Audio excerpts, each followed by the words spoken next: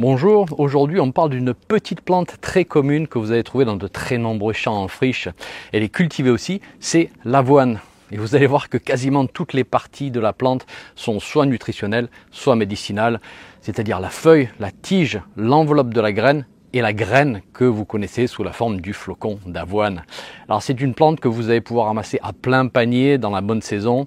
Je vais vous parler d'une préparation que vous ne connaissez probablement pas si vous n'êtes pas en lien avec l'herboristerie américaine. C'est l'alcoolature des fruits laiteux, une excellente préparation pour la santé du système nerveux. Je vais vous donner tous les détails. Donc restez avec moi, c'est tout un programme. Je pense que vous allez apprendre de nouvelles choses aujourd'hui.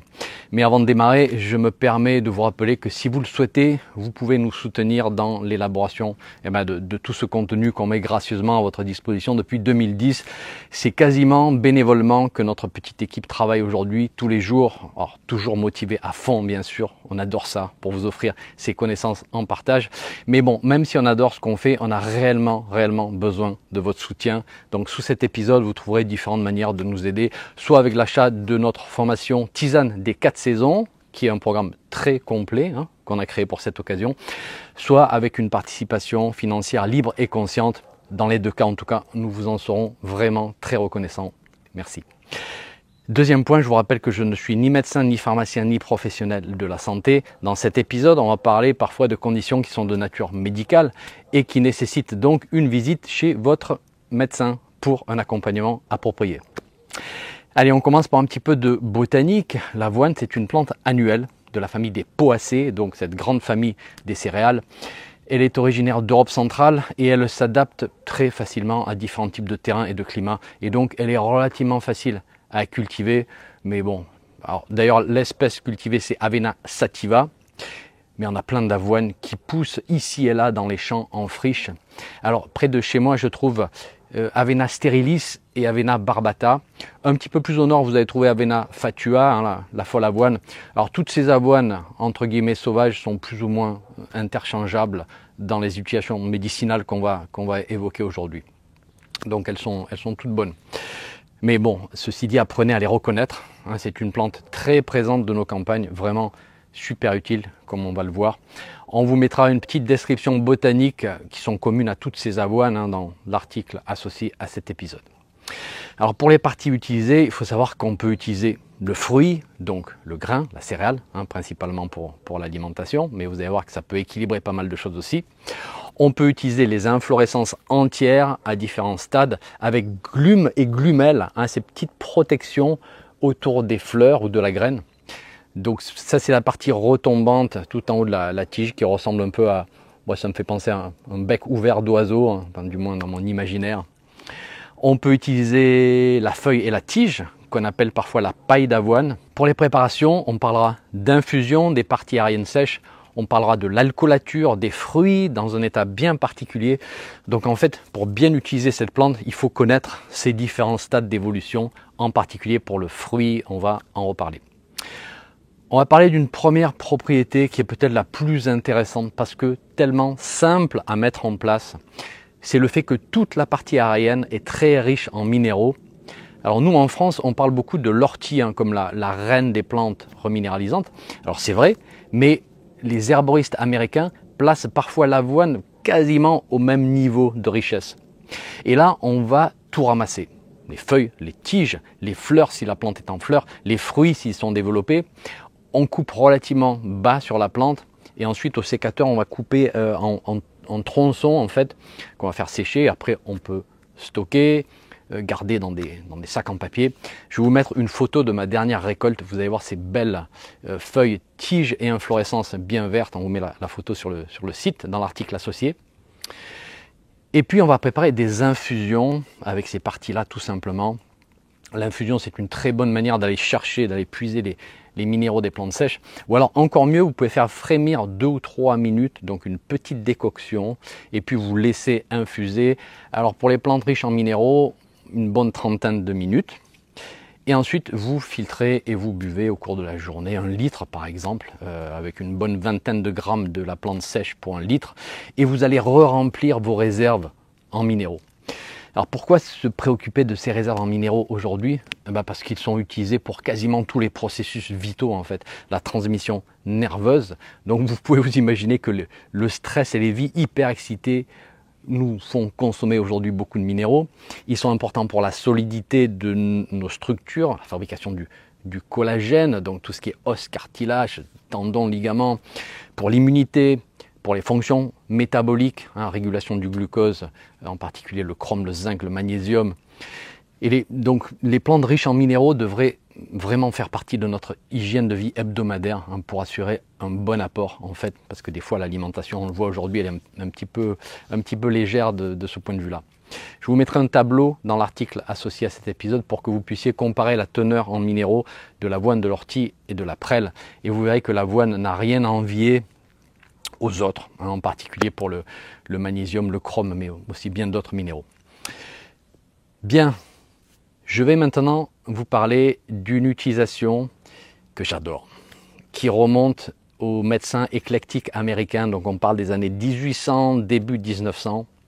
Alors d'abord, la préparation, écoutez bien, c'est simple à faire et vraiment c'est une incontournable de la phytothérapie américaine. Et ensuite, je vous explique à quoi ça sert. Alors il faut ramasser le fruit lorsqu'il est laiteux, c'est-à-dire que c'est au printemps que ça se passe. Et lorsqu'on commence à sentir le fruit se former dans les épillets, on va presser. Si rien ne sort, c'est trop tôt. Si on sent que c'est dur, c'est un petit peu tard, donc on laisse tomber. Mais à un moment, on va presser les épillets et un liquide blanc laiteux va sortir. Et là, il faut agir vite. Donc, il faut surveiller dans cette période-là. On va ramasser uniquement les épillets, c'est-à-dire juste les parties terminales. Et ça, c'est super simple à faire. En fait, on tire sur les tiges et on ramasse des poignées. On remplit un bocal. On presse, on presse, on presse. On en met encore, on presse. On en met en fait autant que possible en comprimant dans le bocal. On parle de la plante fraîche. Et puis, il faut garder la main dessus parce que sinon, c'est comme le petit diable dans sa boîte. Si vous lâchez, tout va ressortir. Et on a aussi à l'avance préparé une bouteille avec de l'alcool à 80 degrés minimum, alcool à 96 degrés mieux, bien sûr de consommation. Alors oui, il faut aller faire un petit tour en Italie ou dans d'autres pays frontaliers parce que nous, on n'en a pas en France. Voilà. On va verser, donc on est en train de presser là sur le bocal, on va verser en fait cet alcool entre nos doigts jusqu'à ce que le bocal soit rempli vraiment jusqu'en haut. Ensuite, on essaie de remuer tout doucement, de tapoter parce qu'il y a des petites poches d'air, donc il faut que ça remonte. Il est possible qu'on doive rajouter encore un petit peu d'alcool, une fois que l'air s'est échappé. Ensuite, on visse ou on clipse un couvercle. Moi, j'utilise des bocaux Le Parfait, là, vous savez, avec le couvercle à visser. On referme hermétiquement, on secoue bien, on laisse reposer une dizaine de jours et vous allez obtenir une magnifique alcoolature de couleur vert profond. On peut passer toute cette mixture au blender dès le départ aussi, certains font ça, c'est pas mal du tout justement pour réduire le volume de plante et bien laisser l'alcool recouvrir toute la plante. Certains mettent tout dans un bocal et puis utilisent un mixeur plongeant, vous savez, celui qu'on utilise pour faire des soupes. Et du coup on va pouvoir maximiser la quantité d'épillets qu'on va arriver à mettre dans cet alcool, justement parce qu'on va les couper en petits morceaux. Certaines personnes vont filtrer et presser au bout de quelques jours pour pouvoir faire une deuxième macération dans ce liquide et concentrer l'alcoolature. Alors il y a toute une discussion de la saturation de l'alcool avec la première macération. Passons, ça fait quand même un truc valable. Donc ça veut dire qu'on va filtrer, on presse au bout de quelques jours pour récupérer tout ce liquide bien vert et on va remplir à nouveau un bocal comme on l'a fait la première fois avec les épillets frais. Et on va verser d'abord cette alcoolature bien verte dedans et on va compléter avec un peu d'alcool à 96 parce qu'il n'y en aura probablement pas assez parce que le lot précédent a gardé un petit peu d'alcool dans la plante. Et là pour la deuxième macération, si vous le faites, vous laissez encore une dizaine de jours puis vous filtrez pour obtenir le liquide final. Que vous fassiez une ou deux macérations, excellent produit. Alors du coup, pour faire quoi? Eh bien les Américains utilisent le terme tropho-restaurateur du système nerveux. On va décortiquer ça. Tropho de trophisme, qui nourrit, restaurateur qui restaure, qui ramène à la normale, du système nerveux, ça vous comprenez.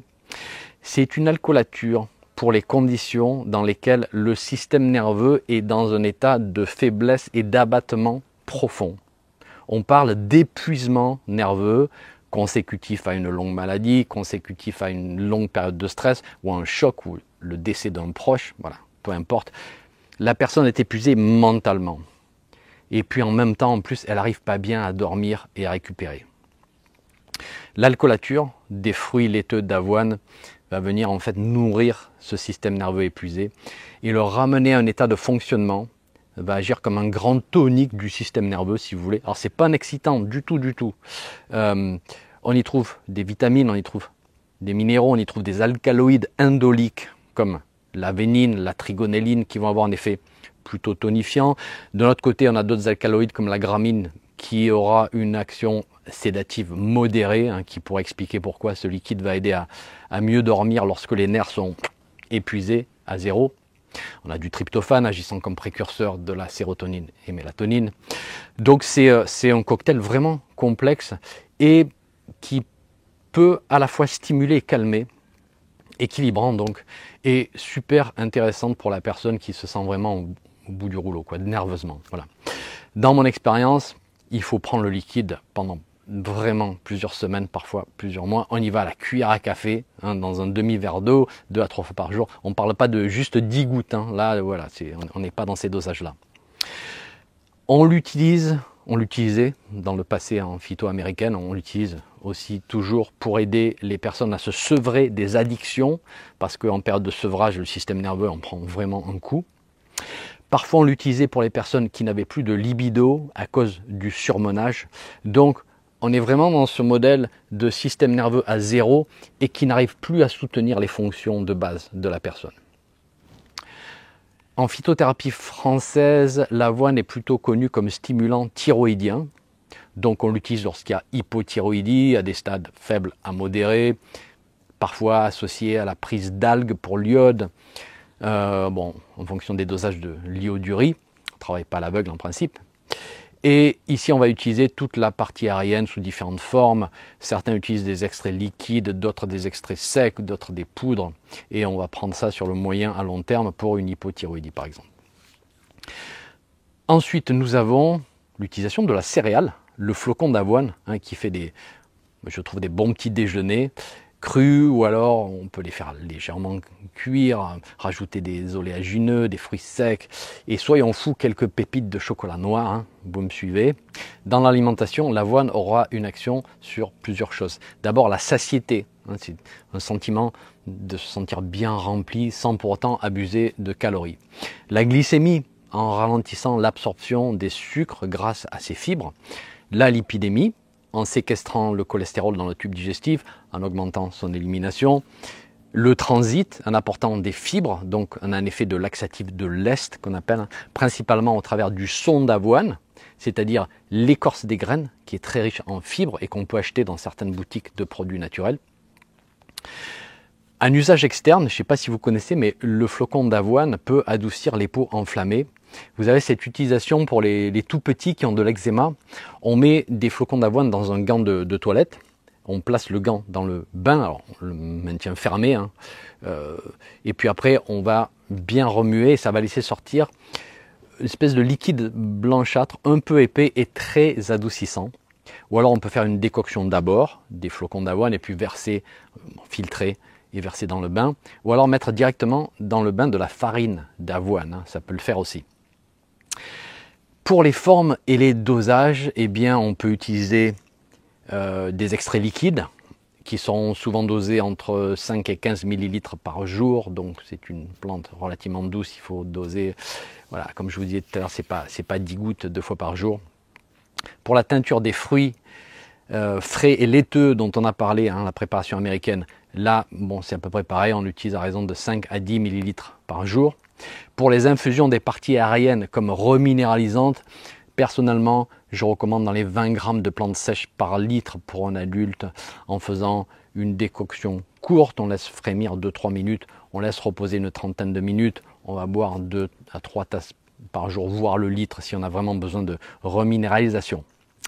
En ce qui concerne les précautions, eh bien, pas grand-chose de connu franchement. On est vraiment dans un principe de précaution ici, mais on va éviter de consommer des produits concentrés ou bien dosés en avoine si on est en hyperthyroïdie. On va éviter de prendre du son d'avoine avec des médicaments en même temps, je parle, parce qu'ils pourraient bloquer une partie de l'absorption avec des fibres, donc on les prend plutôt loin des médicaments. Et pour finir, l'EMA, c'est-à-dire l'Agence européenne des médicaments, déconseille les formes concentrées ou fortement dosées chez ceux qui doivent conduire des véhicules ou utiliser des machines au travail en prévision d'un petit effet sédatif. Et bien voilà pour l'avoine. Moi je trouve ça vraiment génial qu'on ait des plantes médicinales comme ça d'une grande abondance tout autour de nous et qui ne sont pas très connues, qui ne sont pas menacées. La ramasse est vraiment facile comme je vous disais. Il ne faut pas longtemps pour en faire un plein panier. Alors bien sûr, n'allez pas ramasser dans des lieux pollués, mais si vous ramassez dans un endroit relativement propre, vous avez un très bel allié qui viendra restructurer à la fois le système nerveux, mais aussi toute la charpente. Merci d'avoir écouté jusqu'au bout. Je vous retrouve très vite pour un nouvel épisode sur les plantes.